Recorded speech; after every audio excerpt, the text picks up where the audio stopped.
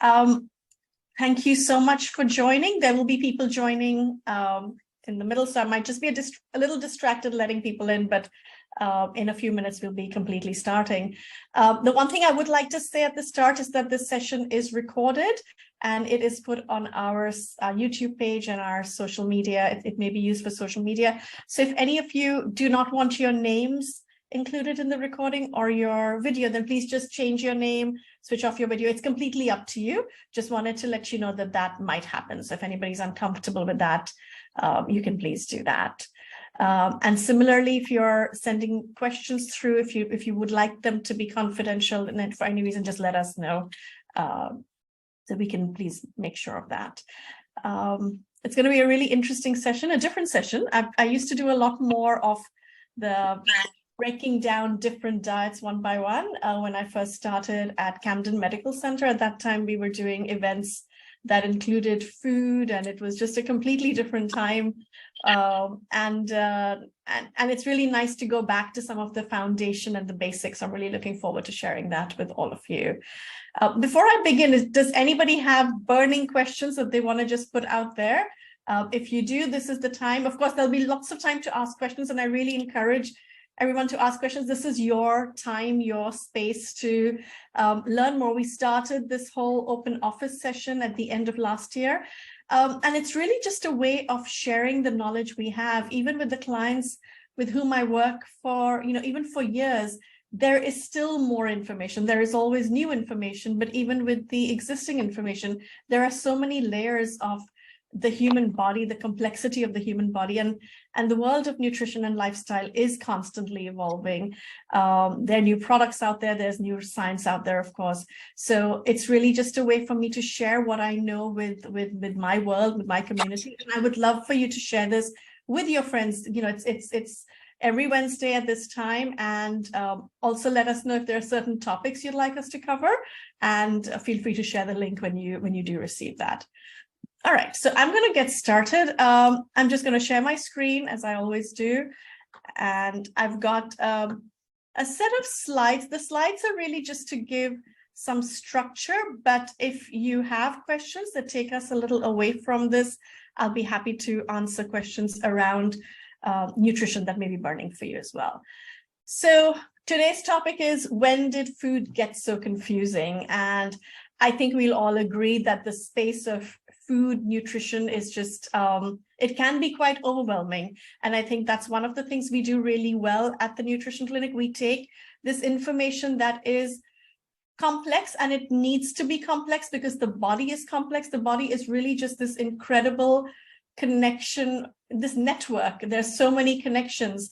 And I think what we do well is take that complexity and simplify it in a way that makes it accessible to the person who's living the life and eating the meals they need to eat. Because if you remain in complexity, it just adds to what I think is just stress that everybody has too much of. But it also means you can't move forward from it. And I don't like anybody feeling that they're on a permanent plan.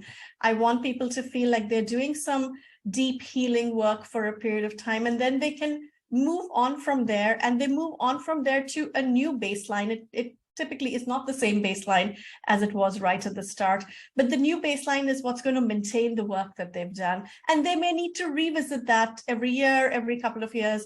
I'm seeing a lot of my old clients come back just because things have changed and they need to come back and relook at where they're at. So let me get started with some of the, what's going on, right? So this is what I hear every day. I'm eating right. I've tried a diet. It just feels like nothing works. And, I'm hearing from people, I don't know what to do next.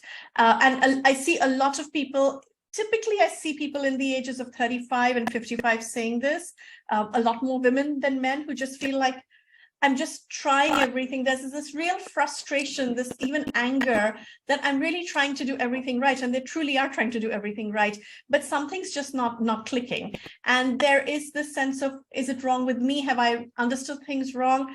I often see families come in and what works for one person in the family doesn't work for the other. And that can be frustrating as well, if what two people are doing in the same home is working well for one and not for the other.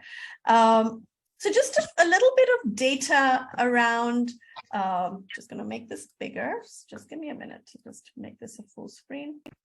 A little bit of data around some of the things that have changed. So this is massive. If you just look at this graph, it says it all. This is sugar consumption mapped from the 1820s till 2000. It's obviously only just gone up beyond that, right? So sugar consumption has gone up. And if you map this, I've looked at graphs looking at sugar consumption, the consumption of refined vegetable oils, particularly corn oil and soy oil, and the incidence of obesity, the incidence of heart disease, the incidence of autism, the incidence of allergies, the incidence of autoimmunity, and it seems to just map the same graph. So we are doing something very wrong if we eat what I consider the standard diet. And sugar is a huge part of it. Anybody who's working with me as a client knows that sugar is a major focus for me, and sugar is found in so many different forms. And I'll definitely break that down when we speak some more.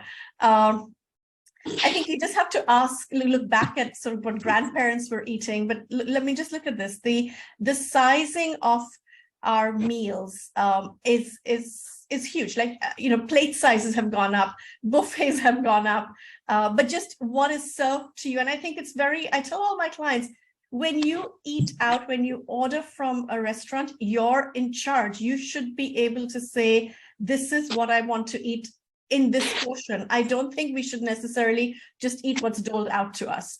And there are definitely ways of doing that. I am a pain when I go to restaurants because I pick and choose what I want from a menu and then I get them to assemble it for me. But I think I think I have the right to do that. But just look at the sizing here, right? Look at the size of that burger from 1950s to now. Let's look at this. So I'm just going to move this along. But sugar is one part of it, but there's also the story of just food additives and processed food. Processed food often is high in sugar, but it's not just that. Food additives and the impact that has on the body. Just get everybody on mute, please. That'll be great. The impact of chemicals on the body, just the body's need to detoxify these chemicals can put a huge impact, can have a huge, sorry, give me a minute, I'll just help with that.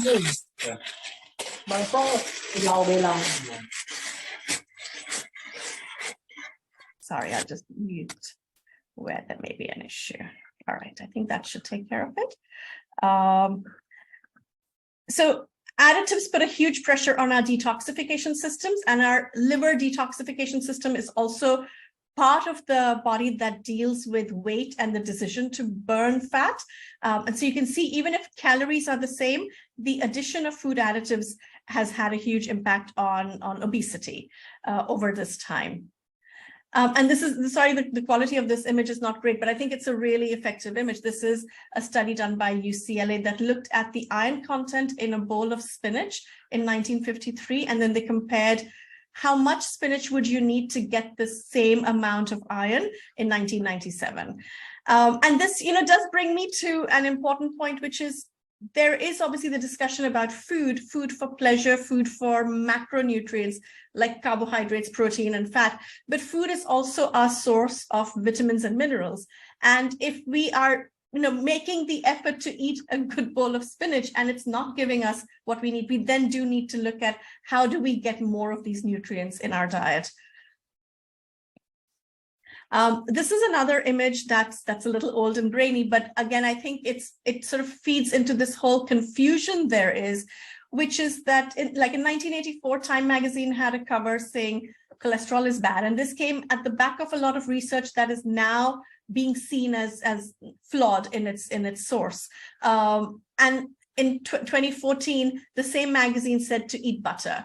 So there is this incredible confusion, naturally. And what people do in that time when there is confusion, I think people just want a sense of control. People want a sense of structure, which is why we have these specific diets that have become really popular. And I'll go through each of these in the next few slides. So one of the diets that I hear a lot about, and I have a number of people who come to see me who are plant-based or vegan, and or that they're moving in that direction. And you look at the images, and it obviously is very attractive. The idea of eating plants is intuitively very attractive. I also think for a lot of people, this is not just about nutrition, it is also about an ideology. And I'd like to say that when I work with my clients, I keep all the ideology on the side, because that's not why they've come to see me. They've come to see me purely from a nutritional advice point of view. So for me, it's important to keep all that aside and say, this is what's going to work best for you. So let's look at the plant-based diet. And what are the pros and what are the cons? Because I think we have to drop for today. Let's just drop whether one is good, one is bad. Let's drop whether the impact it has on the environment. Let's just keep all other side and look at it fairly clinically and just with all that clutter out of the picture. So a plant-based diet can be high in plant nutrients. So obviously, if you're eating a lot of vegetables and fruit, beans and legumes, you're getting a lot of plant-based nutrients. Now, a lot of people get that right, and a lot of people get that equally wrong. So if you're eating, French fries are vegan, right? A bowl of pasta is also plant-based or vegan. So you can end up eating a lot of refined carbohydrates, but if you get it right, you can end up with fiber, with plant-based nutrients. It is generally more affordable, and it has been linked to a lower risk of certain health conditions, depending on how well it's designed. The cons of a plant-based diet is that it tends to be higher in carbohydrates, especially refined grains, and that can have an impact on blood sugar levels, but also gut health. Plants do give us lower quality protein, and that does have an impact on muscle. And again, if you don't have enough protein, you tend to eat more carbs just from just satisfying, just feeling full and feeling satisfied. So again, blood sugar can get involved. Plant-based protein tends to be so the big plant-based proteins are beans and legumes, and they tend to be high in something called lectins, which makes them really hard to digest. So I see clients who come in with a gut issue, with autoimmunity, which is also linked to gut issues, with eczema, which is also linked to gut issues. And for some people, for a period of time, we have to absolutely cut out beans and legumes. There are certain nutrients that can be, just from the way a plant-based diet is designed, can be low in B6, B12, vitamin D, and iron. So these nutrients are something one needs to keep an eye on. So if you are plant-based or thinking about plant-based, I'd like you to just be aware of what's ahead. And you'd want to watch out for blood sugar issues, food sensitivities, digestive issues, as well as these key deficiencies. The other diet that's become really popular is called OMAD, or 1 meal a day. It is effectively intermittent fasting, but done for about 20 to 22 hours, so that you're eating all your calories in a 2 to 4 hour window. The thinking behind this comes from the whole philosophy around intermittent fasting. So let's have a look at this. The benefit of intermittent fasting is, I'm not debating that at all. It is beneficial, and a longer fast can help you get into a situation called autophagy. Autophagy is, and autophagy actually means eating yourself.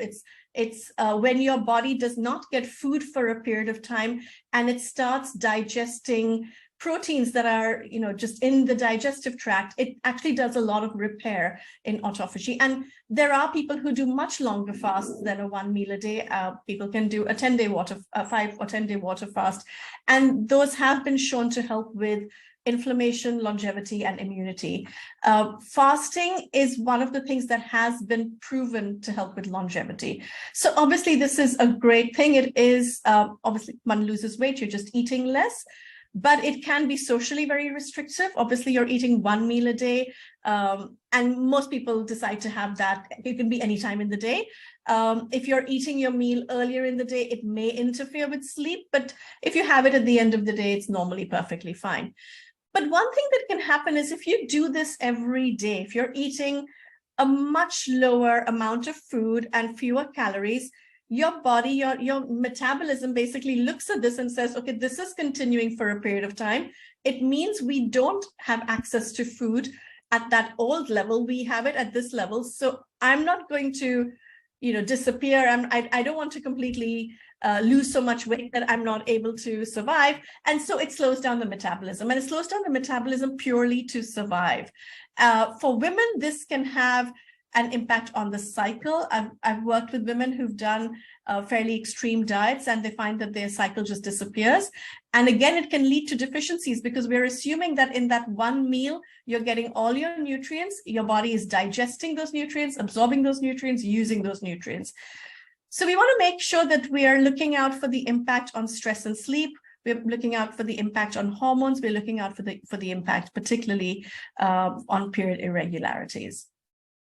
And this is where you can have, a husband and wife. The husband's doing OMAD, working really well. The wife says, this is terrible. It's not working for me at all, because women are going to be more prone to the slowing down of metabolism. Women are going to be more prone, obviously, to the cycle being affected. And so this can be very, very different depending on who you are. Another diet that's incredibly popular is keto, stands for ketogenic diet. The ketogenic diet was developed many decades ago as a treatment for epilepsy, and it actually does work for epilepsy, even epilepsy that does not respond to drugs. It also has been used to treat certain cancers. The keto diet reduces sugar in the diet to, typically it's 20 to 50 grams a day, which is very extreme sugar control. To put that in perspective, an apple is about 25 to 30 grams. A bowl of berries would be 15 to 18 grams, and a bowl of rice would be about 40 to 50 grams. So you can see you'd be eating a very, very low carbohydrates. When you reduce carbohydrates to that level, the keto diet also says you want to up your fat level. So the keto diet is all about high fat, low carbohydrates, and fairly low protein. You want to switch, the whole idea behind this is to switch on fat burning. So the human body is designed to run on two fuels. One fuel is glucose or sugar, the other fuel is fat. And when you cut back on sugar, the body has no choice but to go into fat burning. So obviously one loses weight on the keto diet. Again, women don't as much as men do. It's great for fatty liver, gets helped by this. So with metabolic syndrome and fatty liver, it's incredibly powerful. For blood sugar levels, it's incredibly powerful. People who follow the keto diet tend to just take higher levels of fat. And if it's planned well, you get good quality fat. And when you switch from burning sugar to burning fat, one of the things that happens is it helps you with focus, concentration, and mood. And the reason for this is when you're burning fat, you actually create something called ketones. And ketones are a much cleaner fuel. It's like your car running on a cleaner fuel.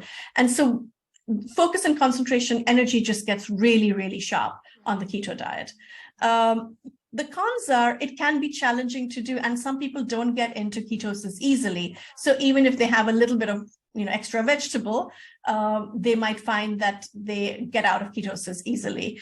And so what happens, and there is this clean keto, dirty keto, situation where people are saying, you know what, I'm just going to eat lots of bacon and lots of butter, and that's going to be keto. And it is a keto diet, but obviously those kind of poor fat choices are going to hurt the system, particularly the heart system and inflammation. Again, this is one that I see very, very often. Women do find that the keto diet can help a little bit for weight loss, but then the hormonal system can go completely off. So this is something I see a lot of, and something I think women do need to be really careful with. There's also, as I showed you with that Time magazine cover, we've gone from a world that believed that low fat was the way to go, which is that, in the 1970s and 80s. And then we went into this world where, we started recognizing that fats are needed, and healthy fats like avocados and nuts and olive oil, through the studies on the Mediterranean diet, showed that fats are needed. And now I think the world is going to this extreme of, well, all fat is good, right? So there is this sense of we don't need to check, as long as it's a healthy fat, it must be good for us. And I just don't think the body works like that. There are different people who can tolerate a certain amount of fat and some people who cannot. And so just going on this, radical high fat diet burning ketones, great for the brain, but it may not be the right thing for you. It's not the right thing for you if you have issues with your gallbladder, which is part of your digestive system that burns fat. And for some people who have a very strong family history of heart disease, we want to be careful with those cardiovascular numbers as well. So if somebody is on keto or testing out keto, just make sure you're eating enough veg because you want to get the fiber in. You want to test your cholesterol and just be aware that if it's working for your husband or your brother and not for you, there is a reason for it. And it doesn't mean you're doing it wrong. Paleo is the Paleolithic diet. It is also known as the caveman diet. And the thinking behind this is that our circuitry or our coding is still like that of the caveman. That was the best. That's the way we're kind of designed to eat from an evolutionary point of view. So the paleo diet tends to be, tends to be rich in animal protein. So think about what the caveman did, right? Animal protein, nuts and seeds, very low sugar, but not as extreme as the keto. So if the keto lands at 20 to 50 grams of carbohydrate, the paleo is normally between 50 and 80, 50 and 100.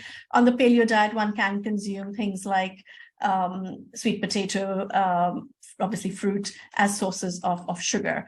So the pros about the paleo diet, if you read the paleo diet, it talks a lot about quality of ingredients because it's also talking about access of ingredients to access of ingredients for the caveman. So the paleo diet is very, very particular about quality of ingredients. It's about eating the way you're meant to eat, eating the way your body's meant to eat. So people who follow paleo will get onto grass-fed, organic, hormone-free, antibiotic-free ingredients. It does benefit metabolism. It does impact blood sugar. So in the same way that keto does, it does all of that. The paleo diet is very, very rich in phytonutrients because it focuses a lot on veg and fruit, which helps you with cravings. So you can end up eating lots of plant-based products and then quality protein. And the paleo diet can be tweaked for somebody who has gut health issues. The keto can be quite hard because it's very high in fat. OMAD can be hard for gut health because it's just once a day. And if your digestive system is a mess, that can be hard to process.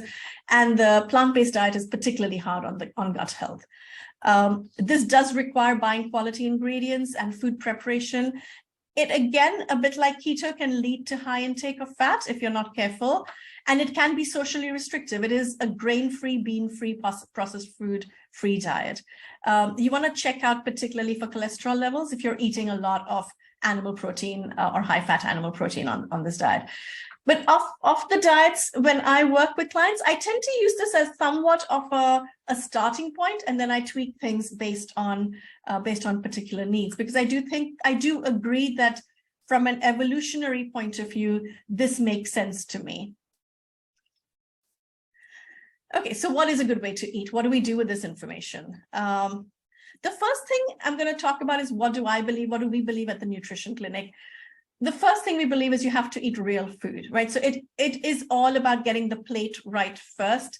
Clients who work with me know that I use supplements. I use supplements in a very specific and strategic way, but it never replaces the meal. It always sits on top and it's almost at the end. So we always focus on food, stress, sleep, movement, and then supplements. That's really the way I stack things. So first we eat real food. We understand individual needs. Now this is a long list and it's not even comprehensive, but these are some of the things that I use when I work with a client. I look at blood type. I look at blood sugar. I look at family history. I look at hormonal cycles, exercise, sleep and stress, gut health, which is your ability to digest and absorb. We test for food sensitivities. We test for mitochondrial function, which is how well does the battery of your cell work? It needs certain nutrients to work well. We look at how well you detoxify. A certain percentage of the population does not detoxify well just from a genetics point of view. And this population of people tend to need higher levels of B vitamins, as an example. So we look at that. We look at thyroid. We look at deficiencies. Some of this we test for. Some of this comes in through the conversation, through the story, through the blood test that you do with the doctor as well. And we believe that success is when you enjoy food and it fits into the life you want to live while you thrive. I think the reason we're able to take the complex and simplify it is, one, because we understand the complex, but because we also want to eat and live life, in the real world. We don't believe that one should be living in this complex world where everything is weighed and your macronutrients are tracked all the time. We do believe that food is joy, it's family, it's tradition, and we respect all of that, but we have to take this into account as well. So I hope that explains how we, it is complicated, it is textured, but I think if you have a system, then you can make sense of it. And I will talk a little bit about the system that we use. Sorry, just somebody else needs to come in. So the methodology we use is this. We focus on gut health and diet, and these are some of the symptoms that we look at. And this is just, I'm going to place this for you to really just start maybe mapping almost a matrix for yourself. If you feel that, I'm getting bloated quite frequently, I have eczema, I have anxiety, it could be gut health. It's not just that bloating is not the only thing that happens with gut health. Even PCOS, polycystic ovarian syndrome, allergies, deficiencies are all linked to this. And similarly, not being able to sleep or being highly stressed very obviously can lead to fatigue, but it can also lead to things like autoimmunity and higher pain. It can lead to anxiety. And similarly with detoxification, the one thing I want to say about detoxification is that I don't believe in short, like a juice detox. I don't think you buy detox in a box. Detoxification is something your body does 24/7, and it is superbly designed to do it. We're not trying to say we're smarter than the body, but the reality is that we are, as I showed in the earlier slides, we are sort of sending or exposing our body these chemicals that it's never had to live with before, not at this intensity. And so the way I look at detoxification is, how can I optimize a system that's designed really well and get rid of the stuff that's getting in its way? Anybody who comes to see me with allergies or eczema or fibroid cysts, endometriosis, I will have a very close look at detoxification, because that's where really the work starts. So I'd like you to use this as a way of mapping yourself and saying, maybe this is something that I may be going through and I hadn't thought of it from this point of view. The work I do with each client really goes through this journey. I get to know them. We run some really interesting tests. Things like food sensitivities, nutritional deficiencies, gut microbiome can all be measured. We always start with food. So I always start people on what I consider just a core clean eating plan, just a sensible clean eating plan. And then that diet gets refined based on what we find out about stress markers, sleep patterns, gut health, liver detoxification, metabolism, and hormonal balance. And the diet they have near the end is more of a maintenance diet. And along the way, we might experiment with different eating strategies for a short period of time, because that gives me information on what works for each client. So it's a very iterative process. It's a partnership where we're trying different things in an organized, sequenced manner to get the results that we set out at the start. Just a word about food and the cycle. Last week, I presented the same slide, and somebody asked me a question about foods that boost progesterone. So I did some research on that, and I'm putting it up here. But just to summarize this slide again, for women, your diet needs to be tweaked to where you are in your menstrual cycle. So if you divide the cycle into the first half and the second half, with day one being the start of your period, this is when the body is actually ready to really build a lot. This is when you can do high protein, high fat. You could do a paleo style eating. You can do intermittent fasting. You can do a lot of intensive exercise. The body is ready to build at this stage. And these are some of the foods. So the orange and red fruit in particular, proteins from plant-based as well as animal-based. Flax seeds are really good at this time, and then spices are good at this time as well. In the second half of your cycle, it's really about restoration, resilience, building the nervous system before your period starts again. And here you want some of the higher starch vegetables like mangoes and so tropical fruit in general, which is higher in sugar, and sweet potato. You want these cruciferous vegetables, which help detoxify extra estrogen. This is the time when your body's detoxifying all these hormones, and you want these cruciferous vegetables over here to help with clearing that. Sorry, going. So I hope this helps just add a little bit more information to what I shared last week. I showed you the three kind of blocks. I'd like to just say that when I work with clients, I do divide the body into three systems. One is the digestive system, the hormonal brain neuroendocrine system, and detoxification system. And food sits obviously with the gut, but food impacts all of this, and your gut impacts all of this. So this image is one that I use every day. It's something I use as a framework for all the work that I do. What I'd like you to take away from this is that all of this is interconnected. So your gut speaks to your brain speaks to your gut talks to the liver and sends things through the liver. The microbes you have, the 20 to 30 trillion organisms you have in the gut actually create vitamins and minerals, but they also control your immune system. They also control your happy chemicals, which is called neurotransmitters. The organisms in the gut also balance your female hormones. What you're eating, your blood sugar affects your energy. If you don't have enough B vitamins, your energy production is compromised. How you detoxify is dependent on these organisms getting enough protein, getting your B vitamins, going to the toilet, drinking enough water, getting enough fiber. This is a lot of, there are a lot of moving parts. And so it really is like this jigsaw puzzle that we use, and we start breaking it down step by step.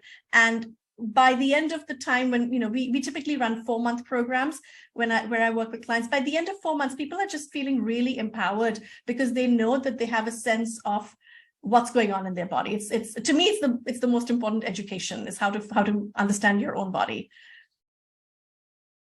A couple of the tests that we use, one of them is a food sensitivity test. It's a fantastic test because you very quickly know which foods your body doesn't do so well with. So in this person's case, these foods cause gut inflammation, can cause eczema, can cause psoriasis, can cause hair loss, can cause digestive upset. Next week, we're going to talk about thyroid imbalance and Hashimoto's. So definitely sign up for that. And if you know anybody who's interested in that, please do let them know. But when I speak about thyroid imbalance next week, I'm going to go back to some of this because the thyroid is really, really vulnerable to stress. So that's called the HPA axis, is stress, but it's also super vulnerable to detoxification because it's vulnerable to issues with detoxification. It's very vulnerable to chemicals. It sits over here and it gets really strongly affected by the chemicals that we expose it to. So next week, we'll be talking about the thyroid. But when I speak to somebody who has a thyroid issue, I'm starting to think, let's talk about stress. Let's talk about detoxification. Let's talk about, are they eating a lot of gluten? Gluten hurts the thyroid. So just giving you a snapshot of what's coming next week. If you know anybody who's dealing with these issues, please let them know. I think it's going to be a really, really good talk because I'll come to some of the root issues of thyroid. And there are typically 4 to 5 root issues that can affect the thyroid. And we'll get into that next week. So same time, same place. As always, if anybody has additional questions that they'd like to speak to us, on a one-on-one basis, please use this and schedule a 10-minute inquiry call with us. We'll be happy to share with you how what we do might help you. And I would also like to say, I'm going to keep this up, but I'd like to say that I'm ready to answer any questions you have about food. So I see that we've got everybody in. And no questions as yet. So if anybody has questions, please, this is the time you can just turn, if you're comfortable with it, keep your video audio on and please feel free to ask questions. If not, you can put it in the chat.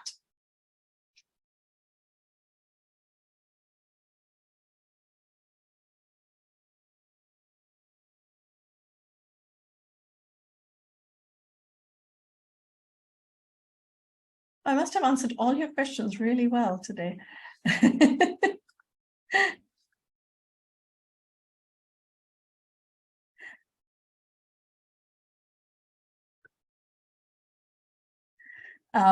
Somebody's asking, how do you test for mitochondrial function?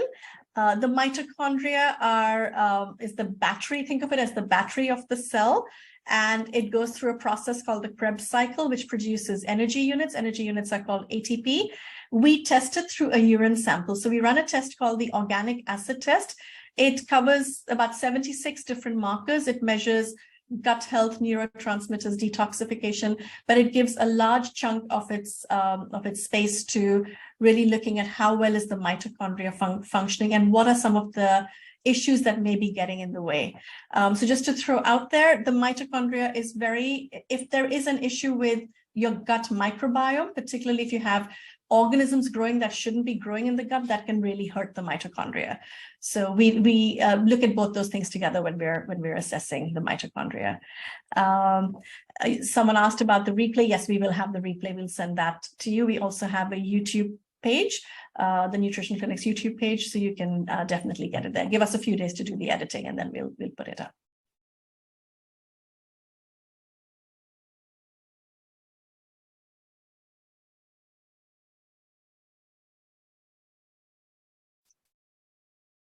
I have a question on intermittent fasting.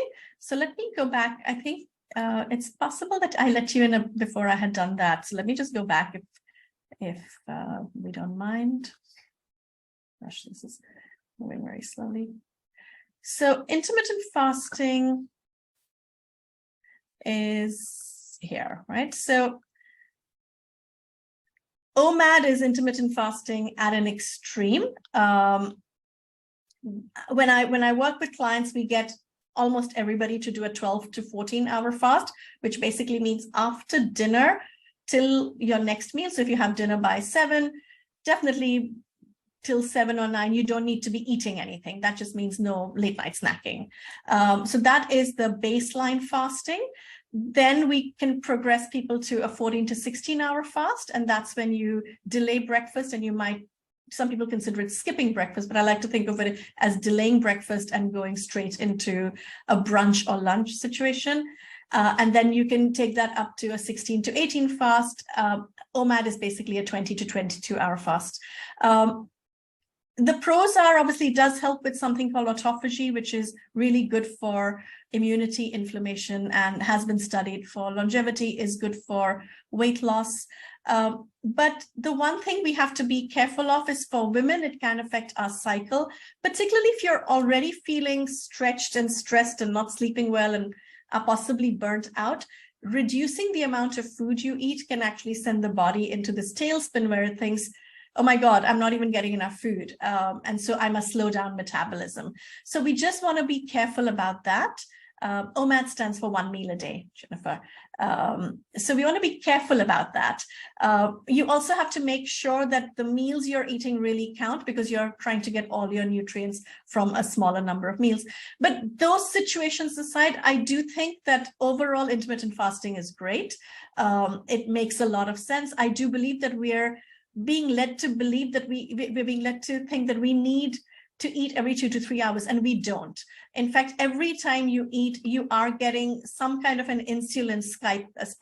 It could be a big spike if you have blood sugar issues. It could be a smaller one, but you want to reduce the number of times in the day when your blood sugar goes up and down in general. So fasting is a great way of doing that. So 14, 15, 16 hours, I think most people should be able to do and should do. The moment you're getting longer than that, then you need to just make sure you're not, looking at some of these issues that may go off balance. I hope that answers your question.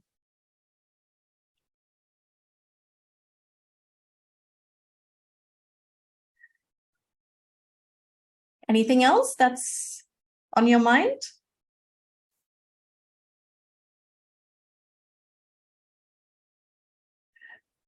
All right, if you don't have any more questions, I'm going to throw another question out to you. Are there topics that you would like to know more about? If you do, just put it in the chat. If there's something that you feel, you know what, this was great, but I'm really interested to go into something else, or something that maybe I covered today that I didn't go into deeply enough, I'll be happy to do that. So if you'd like to put that, that would be fantastic.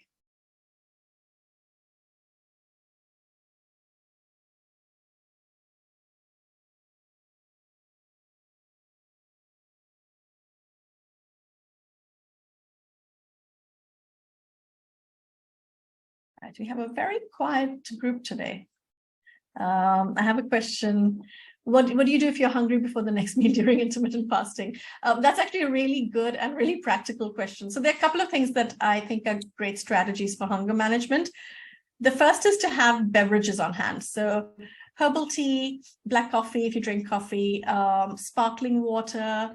I give my clients this recipe for a fasting broth, which is just putting spices and some salt, because you sometimes just want something savory. So you can have beverages that help. And actually having water with a little bit of salt helps, particularly if you're feeling low on energy before you have your first meal. But the other thing that I'd like to highlight is that hunger is caused by a hormone, but that hormone doesn't go up and up, it goes up and down. So when you start feeling hungry, you will reach a point about 30 to 45 minutes after you start feeling hungry, where you really hit your peak, where you feel like you just really need to eat, and this is getting really, really challenging. If you stick with that for another 10 to 15 minutes, you will notice that hunger goes down. It doesn't keep going up. So I always believe that change happens best if there's knowledge behind it. So just know that when you are hungry because you're waiting for your next meal, that's normal. That's actually what you want. And it's normal for your body to feel like that, but it's not going to continue. I personally find that when I'm doing longer fasts, I like to put a timer on. So I just have one of these apps that'll say, okay, this is when it starts, and just see if I set myself a goal of 20 hours, then I don't want to stop that timer before 20 hours. So just sort of telling yourself that that's what your goal is, it can help. But definitely have salt-based or spice-based or fluids that are fasting friendly.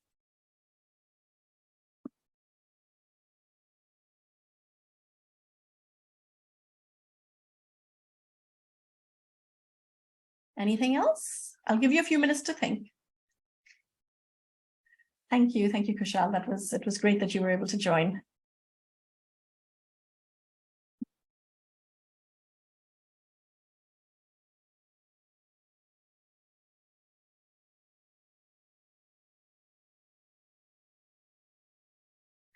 Couple of questions on fasting. How often do you build in intermittent fasting? So I'm assuming your question is how many days do you fast? Is that okay? So yes, I think two questions about the same thing. Do you need to fast every day? Can you start with just once a week? Absolutely. So you don't need to fast every day. You actually probably should not fast every day. I do believe that the body likes variety. And if you go back to the evolution of humans, the reason we can fast, the reason we can burn fat rather than glucose, is because we are evolved to fast and feast. So fasting, when food wasn't everywhere, fasting was a completely natural process because there wasn't food available. But people did not sit as cavemen and said, okay, now it's time for a 20-hour fast or a 16-hour fast. It was just a natural process. And I'd like to use that because that's what we have to lean on, is how our body was built. So I like to mix it up. For most people, I say try to do 14 to 16 hours of fasting every day, if their adrenals and gut is okay. And then we might do a 18 to 20, for some people, even a 22-hour fast once a week. And I think it's actually a really good idea to mix it up and then to give yourself at least one day where you don't fast, so that you have that cycling in of fasting rather than having the same fast every day, because the body will adapt to where you set it. And so if you keep the body confused, it is better for the system. Yes, you can definitely add lemon during fasting, no problem. Another question on lemon. Okay, I hope that answers your question on fasting.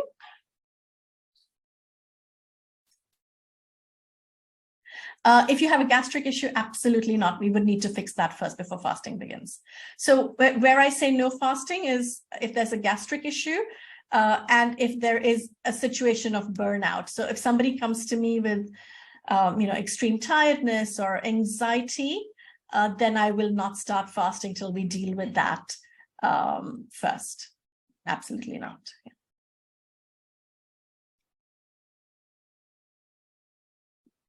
Which grains are healthier?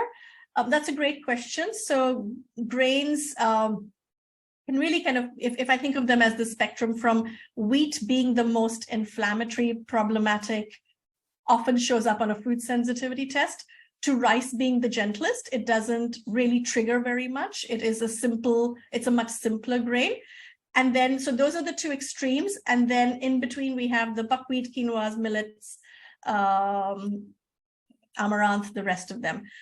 From a carbohydrate point of view, they're pretty similar. So white rice or glutinous rice, which is one of the highest sort of refined sugar based found in grain, would be about 45, 46 grams of carbohydrates per cup, and brown rice maybe 40 to 42. So we're not talking about a massive difference if it comes to blood sugar. They're similar.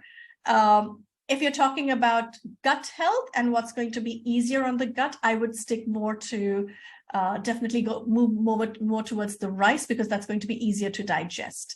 Then we have everything in between. I personally find that a lot of my clients who eat quinoa tend to have gut issues, or maybe I'll reverse that, who have gut issues tend to not do so well with quinoa. So that can be a difficult to digest grain for some people. I also set up some of my clients with something called a Freestyle Libre, which is a continuous blood sugar monitor.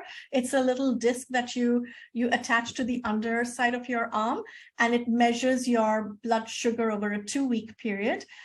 We do this for people who might have pre-diabetes or who have a risk factor of diabetes. And this is not true for everybody, but for some people, oats can really shoot up their blood sugar. So if you're looking at blood sugar, you want to actually start testing that yourself. If you're looking at gut health, then you want to stay more with rice till your digestive system is strong enough to move on to some of the more complex grains. Couscous is part of wheat, so no, it tends to be the whole wheat family. So that's couscous, bulgur wheat, as well as obviously bread, pasta, naan, paratha, noodles. Many of the noodles are wheat-based, can be really tough on the digestive system.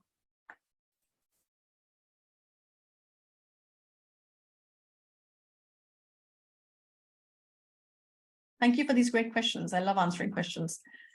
Which sugar do I recommend? Sugar is a complicated one. So in many ways, the sugar that you consume all gets, the foods that you consume with sugar all get converted to sugar. So I would say, number one, you want to reduce sugar. Number two, you want to obviously cut out white sugar as much as possible and try and get sugars from sources that have some minerals added to them naturally, because they're just not processed. Think about dates, think about honey, maple syrup, agave can be okay. But while I say that, I want you to remember it's still sugar. So when people often say, oh, I only have healthy sugars, I eat 5 dates a day, that's way too much sugar, right? So even fruit can be, obviously fruit is fantastic, starchy vegetables are fantastic, but we need to be aware that it's still sugar. But if you're talking about sugar as sugar, I would say a little bit of honey, maple syrup is perfectly fine. A little bit of coconut palm sugar is perfectly fine. Stevia is great in terms of it not impacting blood sugar, but it can, a lot of people don't like the taste. I personally don't enjoy stevia, so I don't use it. There is something called yapon syrup, which is a syrup of a tuber. It's a South American food, and it's boiled down into a syrup, and that's it's similar to agave, and that's a really good choice as well. So any of these used in small amounts are absolutely fine, but don't use a lot of it thinking it's a healthy sugar. It's not a health food. It is an alternative to sugar.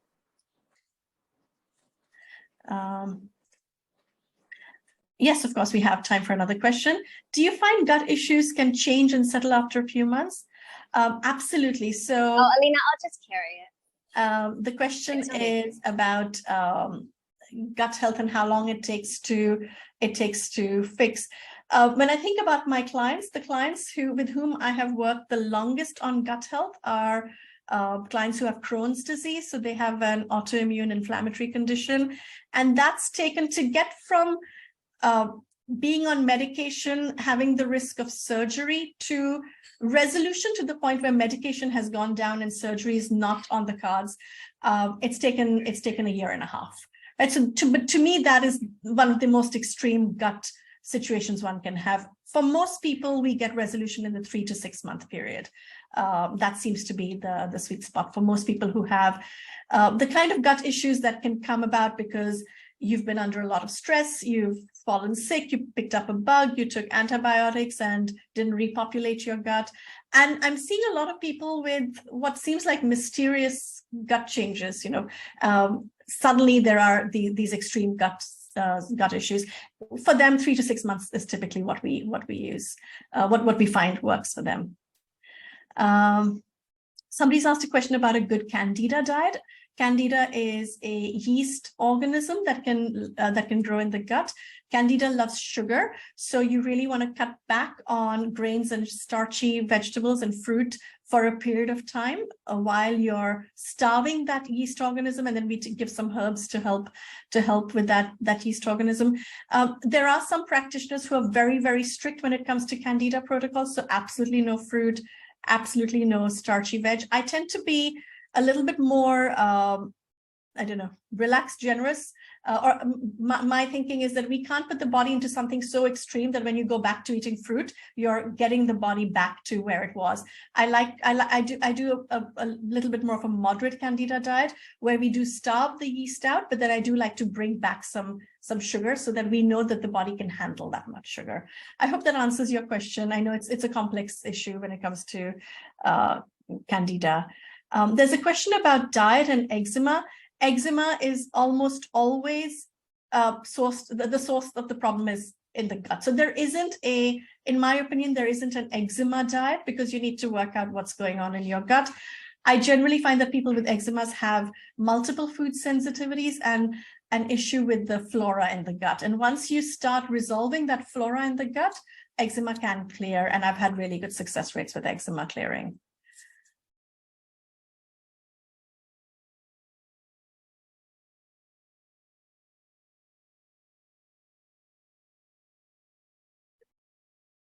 Any other questions? All right, if not, I think it's time to wrap up. So I'm going to stop my share. And thank you very much for joining and for asking these questions. I'm really happy to see some familiar faces who I see every Wednesday. I think that's fantastic, and I'd love to see more of that. So please do join next week if thyroid is something that either impacts you or interests you. I'll be very happy to share what I know about it. All right, if that's it, I'm assuming no more questions. I'm going to wrap up now and wish you a great week ahead. Thank you very much for your time today.